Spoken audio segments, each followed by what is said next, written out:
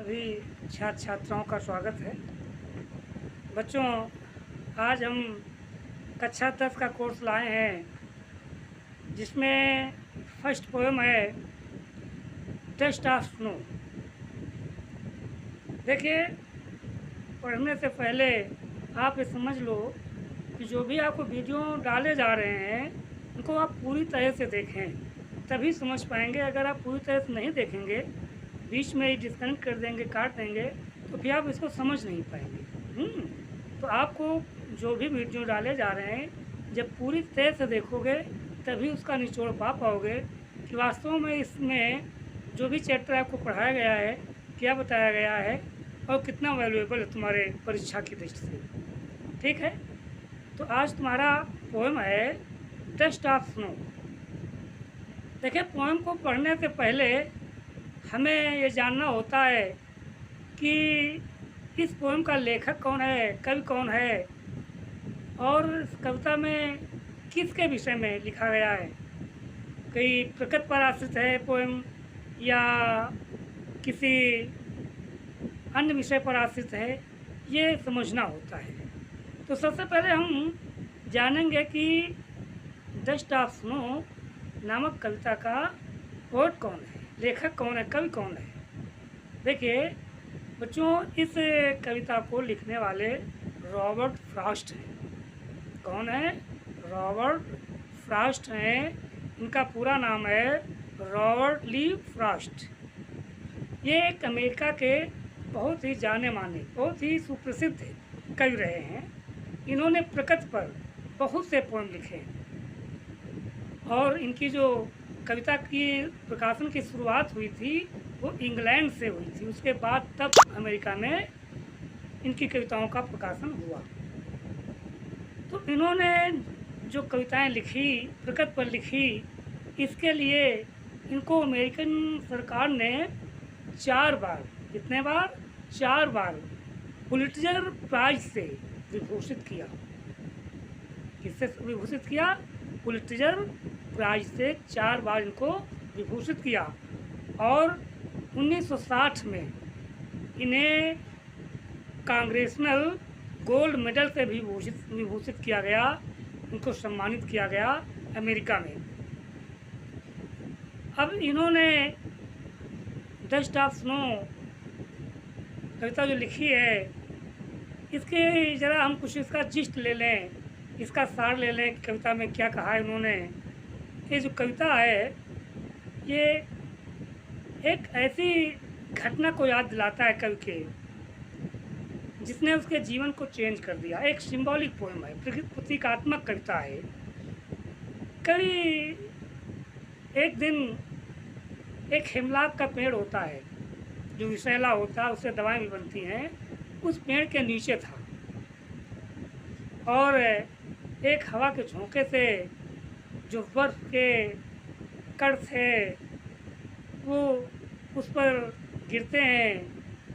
और जब खड़ा था उस पेड़ के नीचे तो उसकी मनोदशा जो थी वो बहुत ही डिप्रेशन में था। वो बहुत ही किसी विषय पर चिंतित था और परेशानी की हालत में था। तो जो बर्फ़ की फुहार कवि के ऊपर गिरती है, ये हवा के झोंके से नहीं गिरती है। ये कौवा था।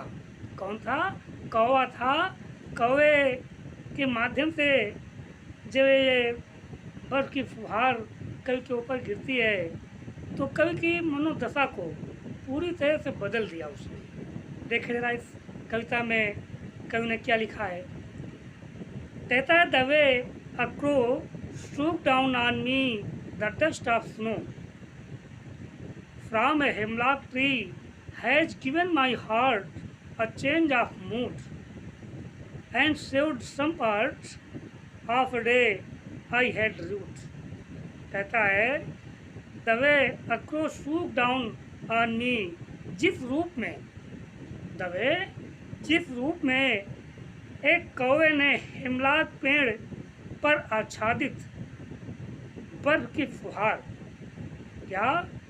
द डस्ट ऑफ स्नो, बर्फ की फुहार को मेरे ऊपर छिटकाई।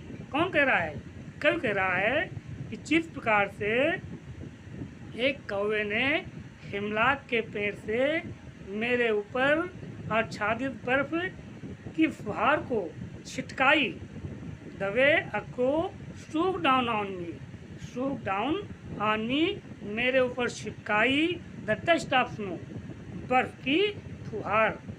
डस्ट मीन्स धूल होता है, तो यहाँ बर्फ की फुहार को मेरे ऊपर छिटकाई। फ्रॉम हिमलाक ट्री, किससे? एक हिमलाक पेड़ के ऊपर से जो मेरे ऊपर बर्फ की फुहार छिटकाई। Has given my heart a change of mood, उसने मेरे हृदय की मनोदशा को, मेरे हृदय की मनोदशा को क्या किया? उच्चता की ओर मोड़ दिया, पूरी तरह से उसने बदल ही दिया। And saved some part of a day I have rued, और मेरे दिन के उस भाग को, मेरे दिन के उस भाग को, उस कालखंड को उसने बचा लिया। किस कालखंड को? जिसे मैंने बेकार कर दिया था। आई हैड रूड, जिस कालखंड को मैंने बेकार कर दिया था डिप्रेशन में, उसने उस बर्फ के फुहार को मुझ पर छिटका करके उस कौवे ने मेरी मनोदशा को पूरी तरह से चेंज कर दिया। है समझ में? फिर देख लीजिए एक बार क्या कहता है। The way a crow shook down on me the dust of snow from a hemlock tree, जिस तरीके से हिमलाक के वृक्ष पर आच्छादित बर्फ की फुहार को एक कौवे ने मुझ पर छिटकाई। Has given my heart a change of mood, उस फुहार ने मेरे हृदय की मनोदशा को पूरी तरह से बदल दिया। क्या किया? चेंज्ड, बदल दिया।